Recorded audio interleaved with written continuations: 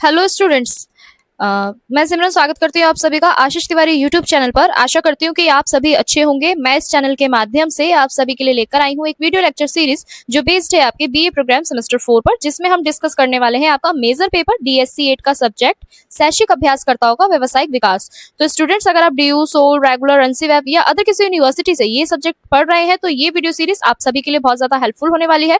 हर chapter को हम simple भाषा में समझेंगे, इंपॉर्टेंट कॉन्सेप्ट को ब्रेक डाउन करेंगे और एग्जाम के पॉइंट ऑफ व्यू से भी डिस्कस करेंगे।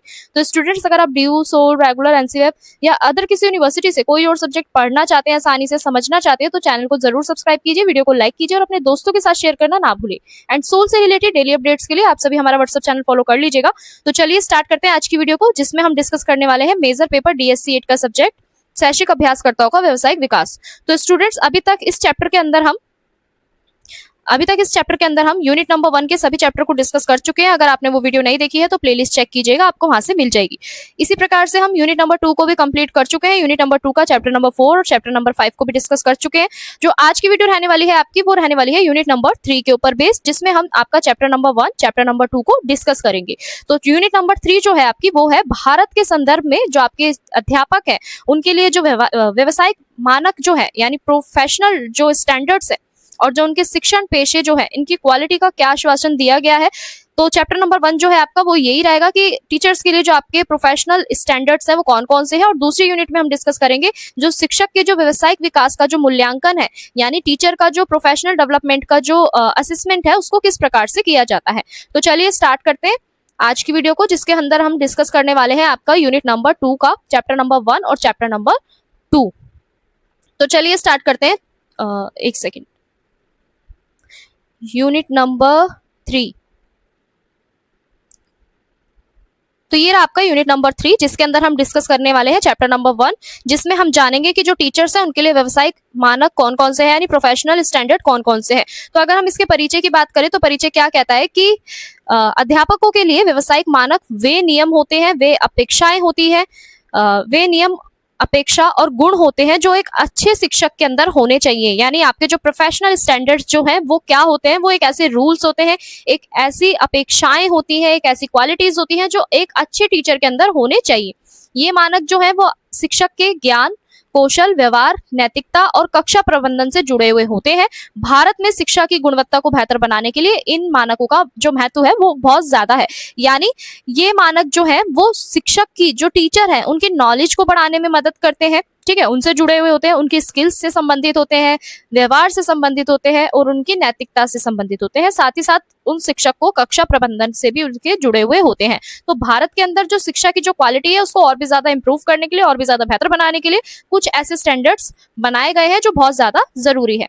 तो अब हम बात करते हैं व्यावसायिक मानक का अर्थ क्या होता है। जैसे मैंने अभी आपको बताया कि व्यावसायिक मानक का अर्थ है कि शिक्षक अपने कार्य का एक जिम्मेदार, एक योग्य और नैतिक पेशेवर की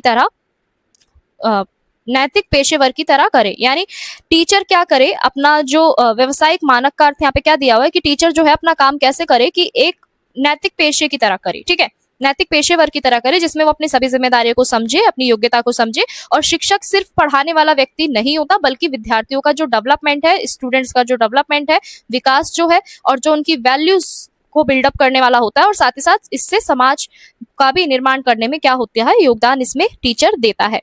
ठीक है, तो टीचर को कैसा होना चाहिए, वो सिर्फ पढ़ाने वाला नहीं होना चाहिए, वो स्टूडेंट्स के ऑल ओवर डेवलपमेंट पे भी क्या करे, काम करे, और साथ में आपका जो सामाजिक निर्माण जो है उसके अंदर भी अपना योगदान दे। तो चलिए स्टार्ट करते हैं। आप जानते हैं कि जो अध्यापक है उनके व्यवसायिक मानकों के लिए कौन कौन से आपके ऐसे मुख्य पक्ष हैं। तो पहले पक्ष की बात करें तो सबसे पहला क्या आता है, आपका विषय ज्ञान। यानी टीचर को जो भी वो सब्जेक्ट पढ़ा रहा है उसके प्रति एक गहरी समझ होनी चाहिए, नॉलेज होनी चाहिए। अगर उस विषय के बारे में ही उसे नॉलेज नहीं है तो वो फिर एक अच्छा शिक्षक नहीं बन पाएगा। दूसरा है आपका शिक्षक कौशल, यानी टीचिंग के जो आपकी स्किल्स है वो उसे आनी चाहिए। यानी बोरिंग तरीके से उसे नहीं पढ़ाना चाहिए, हर सब्जेक्ट को, चाहे वो जितना भी डिफिकल्ट हो, कैसा भी हो, इस तरीके से पढ़ाना चाहिए जो आपके स्टूडेंट्स है, जो विद्यार्थी है, उन्हें वो एकदम सरल लगे, एकदम इंटरेस्टिंग यानी रोचक लगे, और प्रभावी तरीके से उसे पढ़ाना चाहिए, यानी इफेक्टिव लर्निंग के थ्रू उसे पढ़ाना चाहिए। साथ ही साथ एक अच्छे टीचर को आपका कक्षा प्रबंधन यानी क्लासरूम मैनेजमेंट भी आना चाहिए, यानी क्लास को किस तरीके से अनुशासन में रखना है, डिसिप्लिन कैसे मेंटेन करना है। साथ ही साथ सहभागिता और सकारात्मक वातावरण भी टीचर को बनाना आना चाहिए कक्षा के अंदर। उसी प्रकार जो नेक्स्ट जो आपका जो पॉइंट है वो है नैतिकता और जिम्मेदारी, शिक्षक को ईमानदार होना चाहिए, निष्पक्ष होना चाहिए, समय का पाबंद होना चाहिए और जिम्मेदार होना चाहिए। यानी एक अच्छा टीचर कौन सा कहलाता है? जो एक अच्छा टीचर वही कहलाता है जो ऑनेस्ट हो, ठीक है, जो निष्पक्ष हो, किसी भी प्रकार का जो है डिस्क्रिमिनेशन ना करे, ठीक है, और साथ ही साथ समय का पंक्चुअल हो, समय का पाबंद हो और जिम्मेदार भी उसको होना चाहिए। उसके बाद है विद्यार्थी केंद्रित दृष्टिकोण, हर विद्यार्थी की क्षमता के अनुसार उसे समझकर उसकी आवश्यकताओं को पूरा कर कर उसे पढ़ाना चाहिए टीचर को, उसके इंटरेस्ट के अकॉर्डिंग, उसकी आवश्यकताओं के अनुसार ये सारी चीजें उसे पढ़ानी चाहिए, समझानी चाहिए। यानी एक अच्छा टीचर कौन सा होता है? जो स्टूडेंट सेंटर्ड अप्रोच को ध्यान में रखते हुए, यानी विद्यार्थी केंद्रित दृष्टिकोण को ध्यान में रखते हुए क्या करे? स्टूडेंट की क्षमता, उसकी रुचि और उसकी आवश्यकताओं के अनुसार उसे पढ़ा सके। उसके बाद है आपका निरंतर व्यवसायिक विकास जो होता है, यानी टीचर का जो कंटिन्यू प्रोफेशनल डेवलपमेंट जो होता है उसे करते रहना चाहिए, जिसमें शिक्षक को नई नई टीचिंग मेथड सीखने चाहिए, नई नई टेक्नोलॉजी सीखनी चाहिए, नए नए ज्ञान सीखने चाहिए। तो ये क्या कहलाएगा? आपका निरंतर व्यावसायिक विकास कहलाएगा। अब हम बात करते हैं भारत में जो व्यावसायिक मानक जो है इनकी इंपॉर्टेंस क्या है। अब जो हमारा भारत जो है, जो इंडिया जो है, जैसा हम सभी को पता है, वो विविधता वाला देश है, यानी डाइवर्सिटी इंडिया के अंदर हमें देखने को मिलती है। और शिक्षक को भी, जो आपके जो शिक्षक है, ठीक है, शिक्षक को अलग अलग पृष्ठभूमि से, अलग अलग जो पृष्ठभूमि के जो विद्यार्थी हैं, जो स्टूडेंट है, उन्हें पढ़ाना होता है। इसलिए व्यावसायिक मानक जो है आपके, वो शिक्षक को अधिक प्रभावी बनाते हैं, अधिक संवेदनशील बनाते हैं और अधिक उत्तरदायी बनाते हैं। तो इससे क्या होता है? आपकी जो शिक्षा की जो क्वालिटी है वो और भी ज्यादा सुधरती है। अब हम बात करते हैं नेक्स्ट पॉइंट की, जो है आपका व्यावसायिक मानकों के उदाहरण कौन कौन से हैं। जैसे शिक्षक का कक्षा में समय पे पहुंचना, ये आपका व्यवसायिक मानक का उदाहरण है, ठीक है। पाठ योजना बनाकर पढ़ाना, यानी लेसन प्लानिंग के थ्रू पढ़ाना, ये नहीं कि रैंडमली कुछ भी पढ़ा दिया, ऐसा नहीं, ठीक है। एक अच्छे टीचर को पाठ योजना बनाकर ही पढ़ाना चाहिए। साथ ही साथ आपका सभी विद्यार्थियों के साथ सम्मान व्यवहार करना चाहिए। ये नहीं कि किसी को बहुत अच्छे से ट्रीट करे, किसी के साथ आप अच्छे से बिहेव कर ही नहीं रहे, बर्ताव कर ही नहीं रहे। तो एक अच्छे टीचर बनने के लिए सभी स्टूडेंट्स के साथ समान व्यवहार करना टीचर का बहुत ज्यादा जरूरी होता है। साथ ही साथ कमजोर विद्यार्थी जो होते हैं पढ़ाई में, उनकी मदद करना भी एक अच्छे टीचर का उदाहरण है। और साथ ही साथ जो आपका जो नई शिक्षण तकनीक है उसका उपयोग भी करना टीचर को आना चाहिए। यानी नई जो आपकी न्यू जो शिक्षण तकनीकें जो है, यानी मॉडर्न टीचिंग जो अप्रोचेज है, उसका भी उपयोग करना आना चाहिए। फॉर एग्जाम्पल, मान लीजिए कि कोई भी टीचर है, वो कक्षा के अंदर सिर्फ किताब पढ़ाकर चला जाता है और स्टूडेंट्स नहीं समझ पाते। लेकिन एक व्यावसायिक शिक्षक पहले क्या करता है?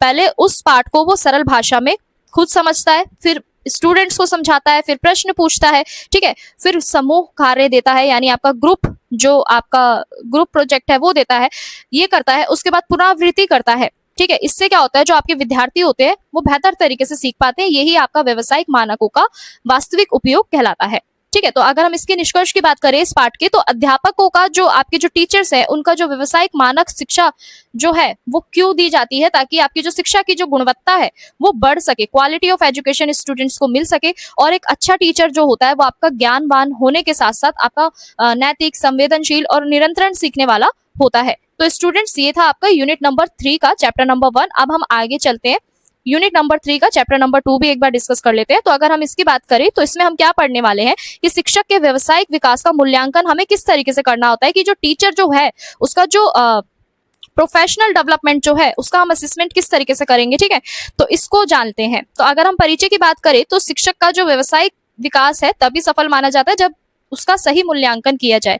मूल्यांकन का अर्थ क्या है? कि यह जानना होता है कि जो टीचर जो है उसकी प्रोग्रेस कितनी हुई है, कितनी प्रगति हुई है, कितने प्रभावी ढंग से वो पढ़ा रहा है, उसे कौन कौन से उसके जो कमजोर पक्ष है, कौन कौन से ऐसे क्षेत्र है जिसमें उसे अपने सुधार की आवश्यकता है, वही आपका क्या कहलाता है? मूल्यांकन कहलाता है, ठीक है।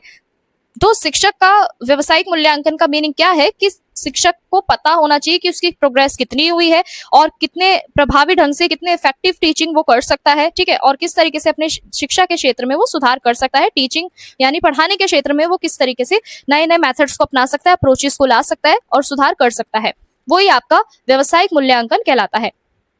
अब एक बार और इसे ब्रीफ में समझते हैं, ठीक है। व्यावसायिक विकास के मूल्यांकन का अर्थ क्या होता है? कि शिक्षक के ज्ञान, शिक्षण कौशल, कक्षा व्यवहार, तकनीकी उपयोग, विद्यार्थियों के साथ संबंध और प्रशिक्षण कार्यक्रमों में भागीदारी की जांच करना ही आपका क्या कहलाता है? व्यावसायिक विकास का मूल्यांकन कहलाता है। यानी टीचर की नॉलेज, ठीक है, टीचर की जो टीचिंग स्किल्स है वो, और कक्षा के अंदर जो उसका बिहेवियर है, जो बर्ताव है, या हम कह सकते हैं व्यवहार है, वो किस तरीके का है, और जो उसकी टेक्नोलॉजीज है, तकनीकी जो है उसका भी उपयोग वो कर रहा है नहीं कर रहा है, स्टूडेंट्स के साथ उसके रिलेशन कैसे हैं, और जो आपका ट्रेनिंग के जो जितने भी कार्यक्रम हैं, जैसे वर्कशॉप हो गई, सेमिनार हो गया, कॉन्फ्रेंसिंग हो गई, इसके अंदर टीचर की कितना पार्टिसिपेशन है, यानी कितनी भागीदारी है, इन सबका मूल्यांकन, इन सबको क्या करना, इन सबकी जांच करना ही आपका व्यवसायिक विकास का मूल्यांकन कहलाता है।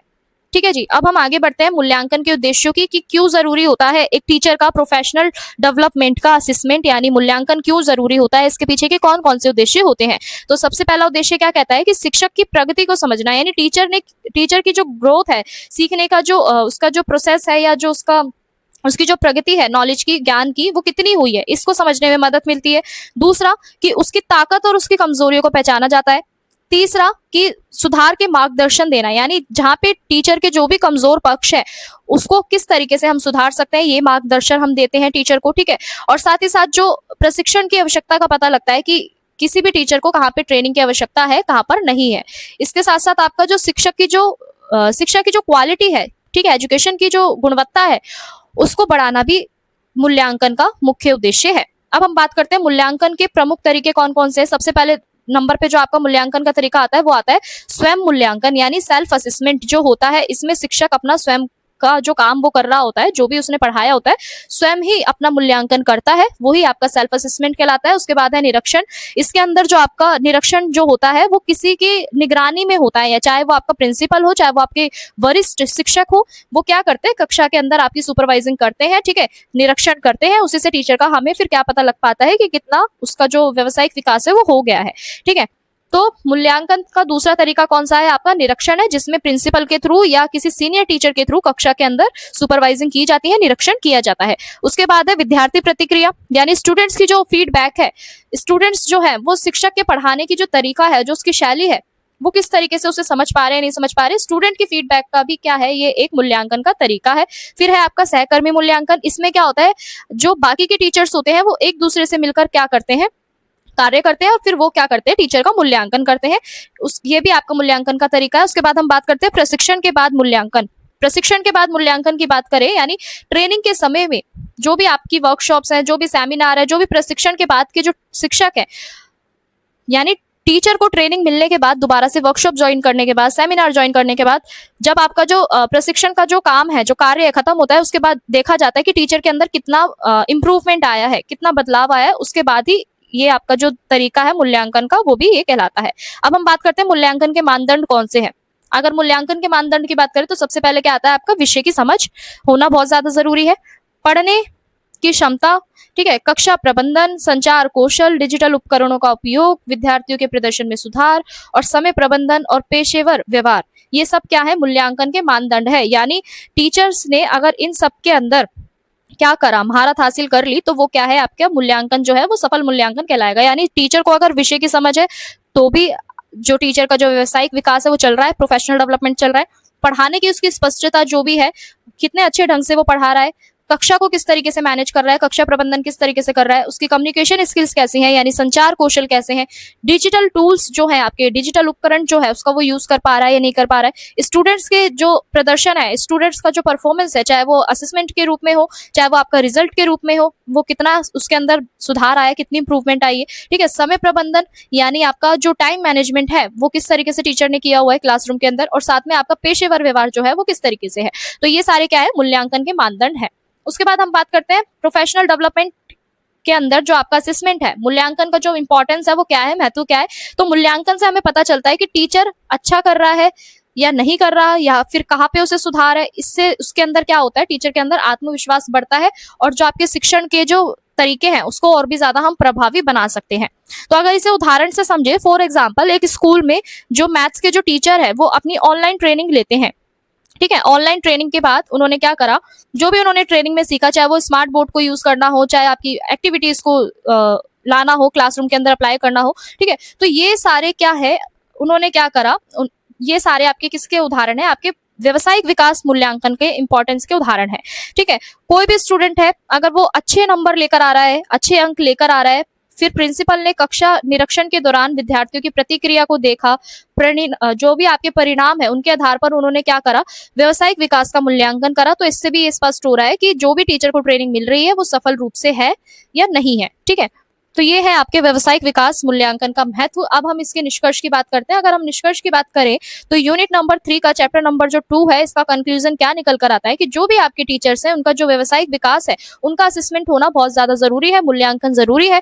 इससे क्या होता है, टीचर का जो पढ़ाने का जो तरीका है उसमें सुधार होता है, साथ ही आपकी जो ट्रेनिंग की जो प्लानिंग होती है वो भी मिलती है, और साथ ही साथ जो शिक्षा की जो क्वालिटी है उसको भी बढ़ाने में आपकी मदद मिलती है। तो ये था स्टूडेंट्स यूनिट नंबर 3 का चैप्टर नंबर 2। आई होप आपको सभी जो टॉपिक्स है मैंने शॉर्ट में एक्सप्लेन कर दिए, आपको क्लियर हो गए होंगे। अगर किसी भी स्टूडेंट को नोट्स चाहिए है तो आप हमारे टेलीग्राम चैनल को ज्वाइन कर लीजिएगा, वहाँ पे आपको ये नोट्स मिल जाएंगे। इसके साथ साथ अगर किसी भी स्टूडेंट को कोई डाउट है, कोई क्वायरी है, तो आप हमें कमेंट सेक्शन में कमेंट कर सकते हैं। इसके साथ साथ आप हमारे इंस्टा पेज को भी फॉलो करके डायरेक्ट हमसे डीएम करके पूछ सकते हैं। और सोल से रिलेटेड डेली अपडेट्स के लिए आप सभी हमारा व्हाट्सएप चैनल फॉलो कर लीजिएगा। तो मिलते हैं नेक्स्ट वीडियो में नए सब्जेक्ट के साथ, नई वीडियो के साथ। आप सभी का बहुत बहुत धन्यवाद।